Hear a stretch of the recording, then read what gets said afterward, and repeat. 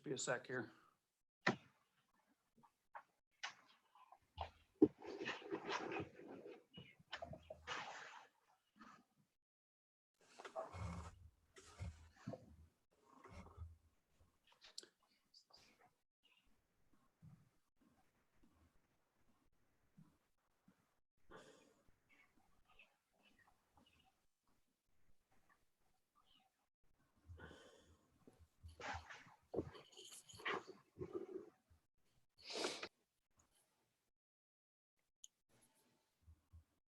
Okay, so we'll call this meeting to order. It's the Water Committee meeting of May 12, 2020. And first order of business is to move receipt of the management report for May 20th, or for May 2020, sorry. Move receipt. Second. Okay, and any discussion at all? I'm still learning how this works. I'm not seeing any discussion. So is there anyone opposed to receipt? And not seeing anyway, we will consider that approved. And we'll move on to D, which is, sorry, you got to give me a second. I can only see, my glasses won't see my small screen and the big screen at the same time, so it's hard.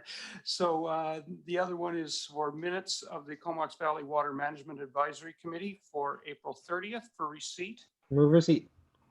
Second. And any discussion? And not, oh, there we have Director Hillian. Thank you, Chair. I don't have the actual report in front of me right now because I'm having a problem with my other screen, but I believe this is the one where there was reference to a previous meeting and it was dated May 27th, and I'm just wondering if that was an error.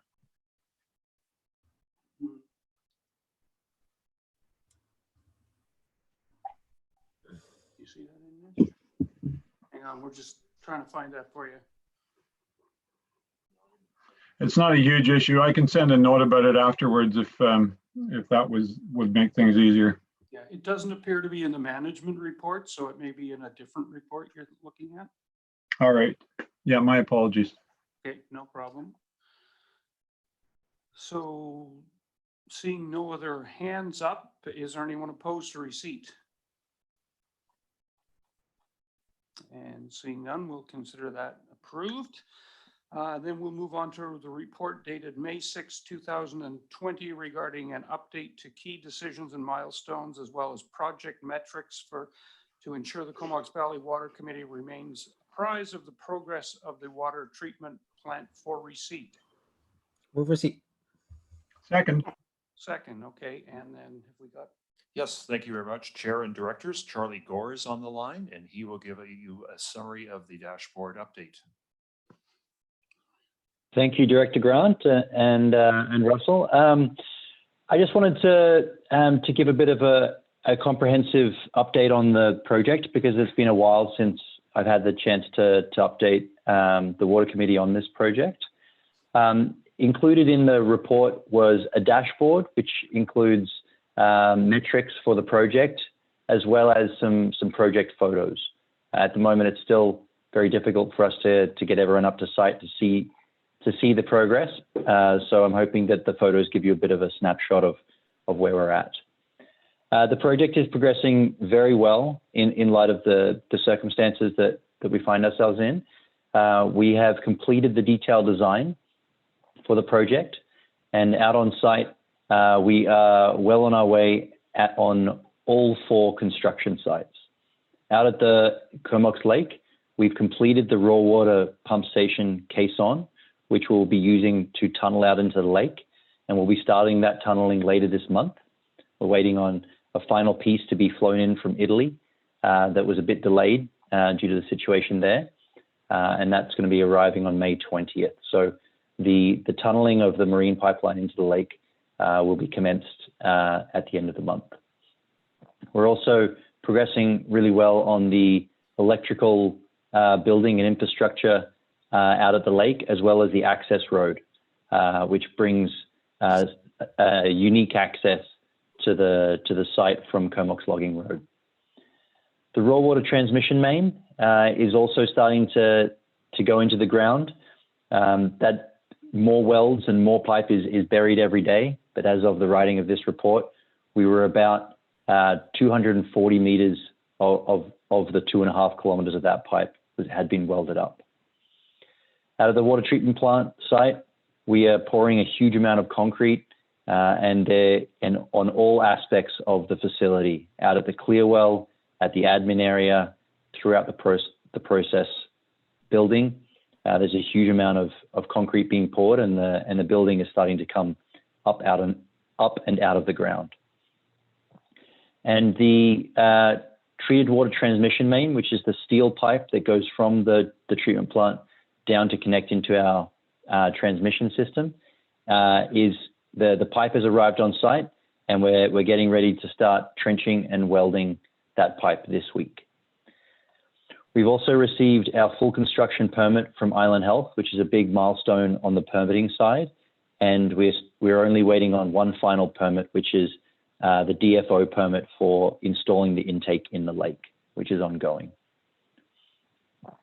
Coming up in the next month, you'll see that the tunneling into the lake, which I mentioned, as well as the completion of our independent access to the lake, which allows us to move out of the Fish and Game campground just in time for them to open. We'll be continuing on with the raw water pump station electrical buildings, the water treatment plant foundations and walls, and you'll start to see more pipe being installed in the ground for both the raw water transmission main and the treated water transmission main. Looking at the metrics for the project, we're starting to progress through with spend to date. You can see there that we're about a third of the way through our spending for the project, which is in line with the progress that we've seen. And we have been supported very well by receiving grants from the province and the feds. And so we haven't started any of our borrowing that is required for the project. And we won't need to do that for some time. The community employment benefits on the project, we're forecasting very well on this. And we're forecasting to exceed the hours significantly on the underrepresented population. And there's been no significant safety or environmental incidents to report. With regards to schedule, we have seen a slight delay due to COVID-19, but I think in the scheme of things, we've been managing this very well. We're a matter of weeks behind putting our overall construction date in the contract back approximately a month. This is still within the publicly communicated timeline to complete the project of summer 2021. But as the contract is dated for May, which gives us a buffer before BC Hydro drain their penstock, we're still looking good to get this project complete before we see any sort of delays to the public or extended water restrictions next year when BC Hydro drain their penstock. On the last page of the report are some photos. If you can pull them up, please, Jake. In the top left is a bit of a widescape of the Comox Lake. You can see there the blue pipe is the pipe that is ready to be tunneled into the lake. And on the right is the large foundation wall for the electrical facilities up there, which will be nestled into the trees. The third photo on there is the very deep raw water pump station caisson, which is going to be where we do our tunneling from. And then the next photo is a quick snapshot of the huge amount of rebar and concrete that is being poured up at the water treatment plant right now. In the bottom left, you can also see the raw water transmission main, which is the 1 meter diameter HDPE pipe, which is being installed for the raw water transmission main. So that's my update for the group. If you have any questions, I'd be very happy to provide more information. Okay, hang on a sec, Charlie. I think we have whoops, we had. Give us a sec here. Okay, so we have Director Hamir had her hand up. Yeah, thank you. Thanks, Charlie, for that report. I think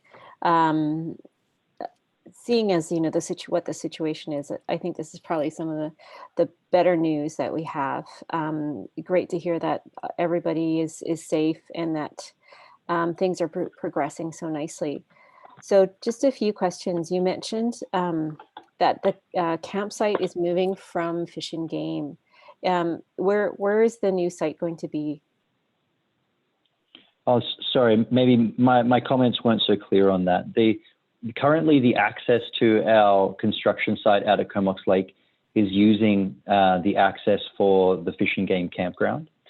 So we've been traveling right through the middle of their campground to access our site. But the permanent access for the site is actually a new road which connects our lake property directly to Comox Logging Road, which is just adjacent to the bridge over the Puntledge River. Okay. So that road is in construction right now and should be finished this week, which will allow us to be independent from the Okay. Fish and Game campground. So I misheard. I thought our staffing needed. Do you have a staging site? The staging site is right there adjacent to our construction site. So Great. we've rented a large portion of the campground for the project from Fish and Game as part of our negotiation on the land purchase. Okay. So we are using what they refer to as Geritol Heights, which is an area of their campground for our laydown. I don't even want to know what Geritol Heights refers to. Okay, the construction delay, approximately a month, you said at the end. Do you think there might be any attributed costs to that in the end for the budget? Yes, there will be. We're currently in negotiations with AECON right now about how those costs are attributed and shared. The reality is that our contract has provisions in it for situations like this, and where the province has stepped in and ordered the contractor to do certain things to protect health, they are able to claim for certain amounts of those costs. So we're currently understanding those costs and negotiating how those costs are shared between the CVID and AECON, but there will be some costs. I do speak to that in the second part of the report. At the moment, those costs are not jeopardizing the project budget in any way. We have contingency for situations like this, but in light of the unknown, we don't know what is coming in the future. So we're just trying to get as best prepared as possible to mitigate any of those costs coming down the line. Great. And lastly, do you foresee any issues with the Dfo permit? Are things going okay on that side? Things are going really well, and we have a lot of schedule buffer for the intake process. We received some very critical permits from Dfo for the access road and for the pump station, and they need to do their due diligence on us installing the intake in the lake, because we need to do some work there to prepare the ground, which will disturb the lake bed. So it's all due diligence, but we have lots of time to get that permit. Great, thank you. All right, next we have Director Morin. Great, thank you, Chair.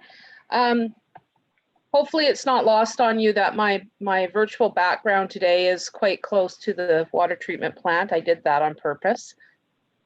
I thought it was interesting about the pipe coming from Italy, and first of all, I have a couple questions. How much is that pipe?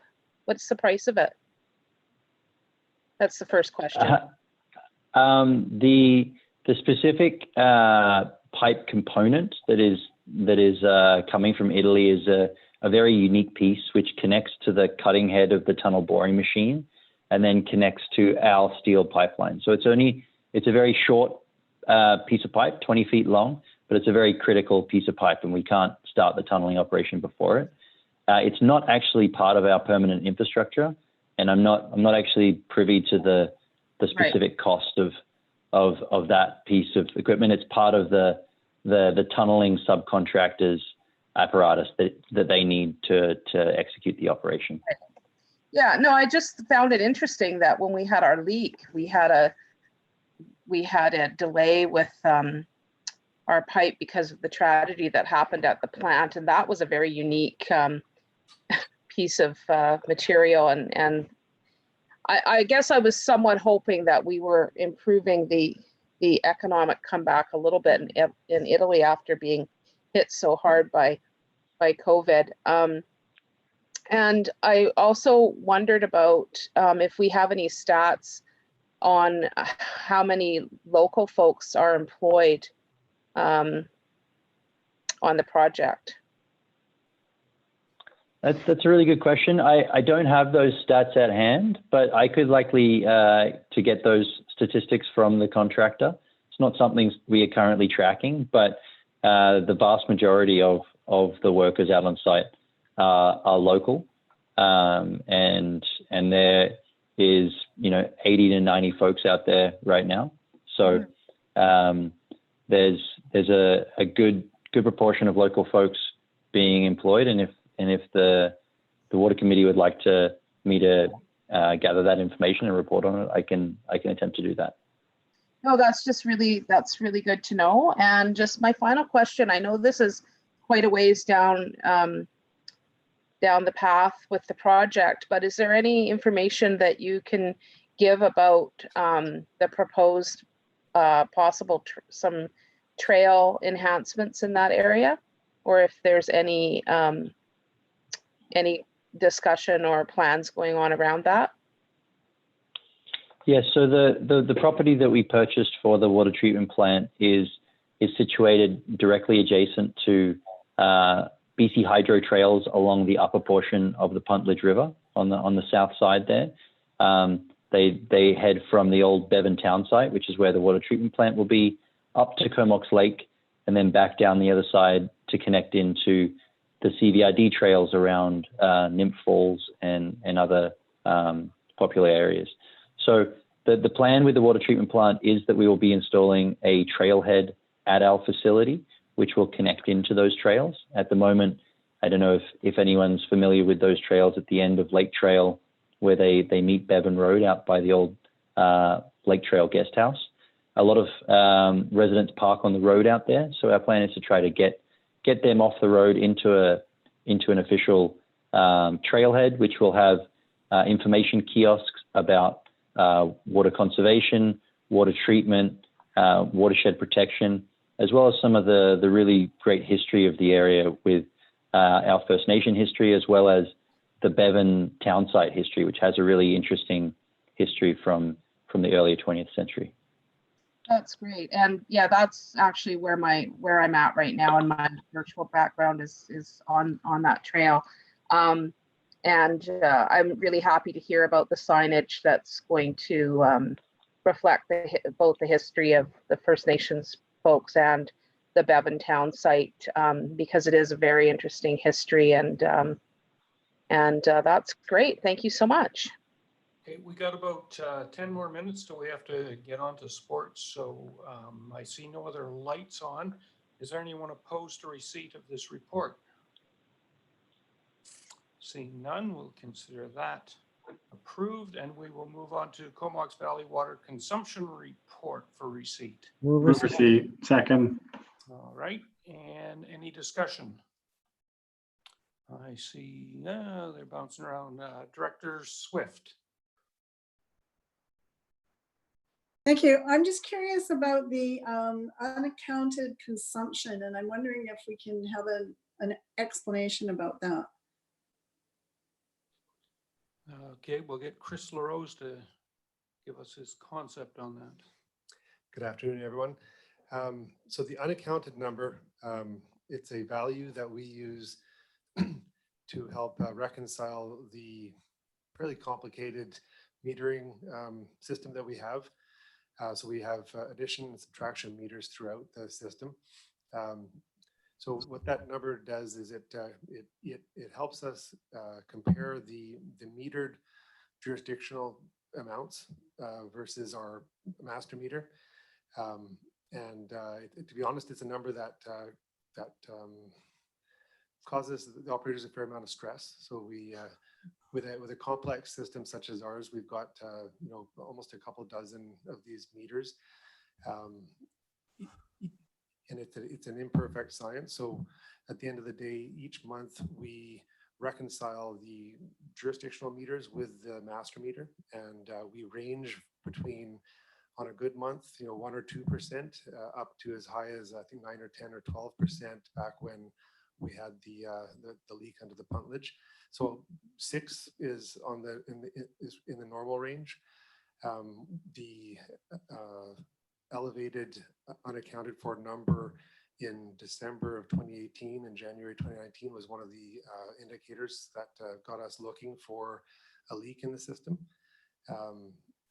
So to that sense, that metric was very useful at that point. As part of the new construction, we will be shifting, we'll be having new meters installed at the facility, so extra data points, and we're also always doing work to try and improve our meters so that we can reduce that unaccounted for number. But I can reassure the committee that the values billed to the municipalities are confirmed, and that the unaccounted number does not indicate any inaccuracy in the amounts billed to the participants. Okay, thank you. You're not anticipating that there's a leak somewhere with quite a jump there between January and February? So it does jump around quite a bit, but 6 is still within our normal range. So no.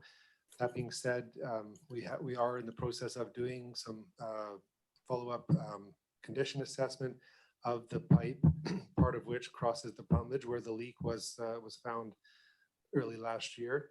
And through that work, we have identified a very small leak in that section, but not something that would be contributing in any meaningful way to this number. So that condition assessment is ongoing. We're working with Pure Technologies, the same firm that assessed the condition of our foreshore force main. And the primary purpose of that was to assess the high presscon, the concrete reinforced pipe farther downstream. But through that process, we have identified a very small pinhole leak in that section that was leaking last year. But that would, like I said, that would not be contributing significantly to this number, and this number is well within the normal range. Okay, thank you. Okay, and I don't see any other hands up. So anyone opposed to receive? Sorry, Chair. Sorry, so Dave, we have about 5 minutes and we have one more item left, so.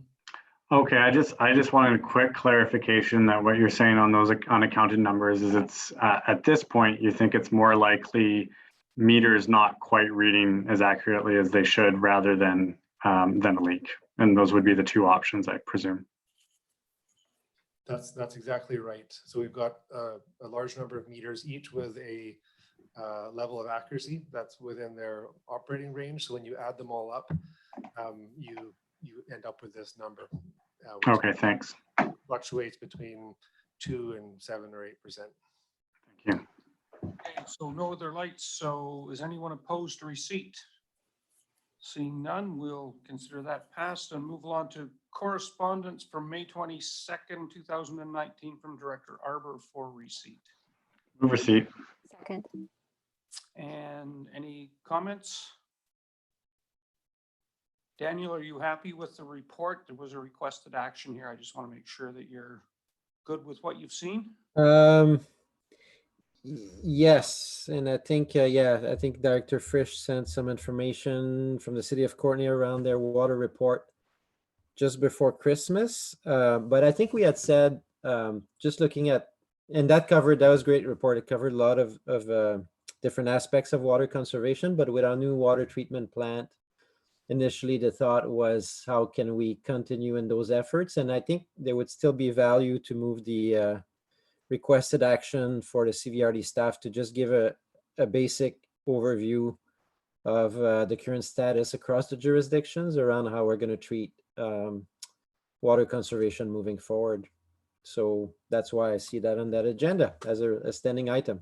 Okay, so you'd be wanting a further report from from the RD then? From the CVRD, yes. Yeah. Fair enough. Okay, I don't see any other lights on and we're running out of time, so anyone opposed to receipt? Seeing none, that is approved, and then we'll go on to the requested action. Have we got someone to make the motion? I'll move the requested action. Second. And if I could comment, Okay, yeah, go ahead. well, just a quick question for staff. Is this a big job, or, you know, I'm a little cognizant of your capacity being stretched right now, or can you comment on that?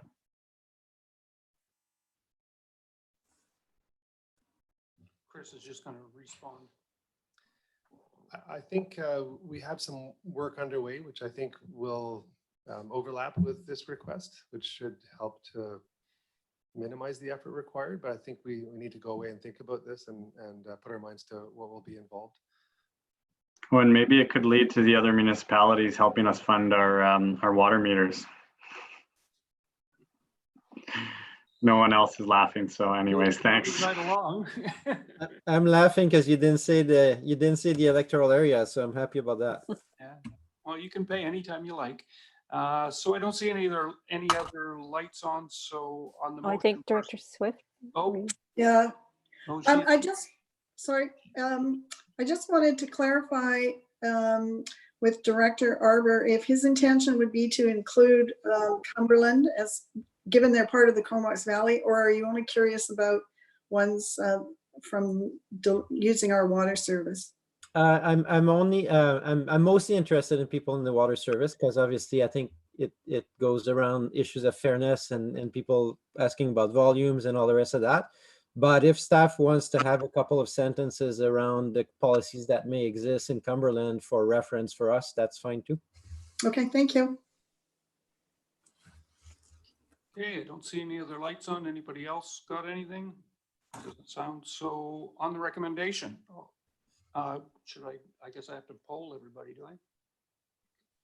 Yeah. Can I just see if there's anyone opposed? Maybe that's the easiest. No. And I don't see anyone opposed, so we'll consider that approved. On that, we are Move termination. one Second. minute away, so move termination second. Anyone Second. want- Second, and thank you very much. Thanks, Chair. I think we had an extra 15. Are we staying on?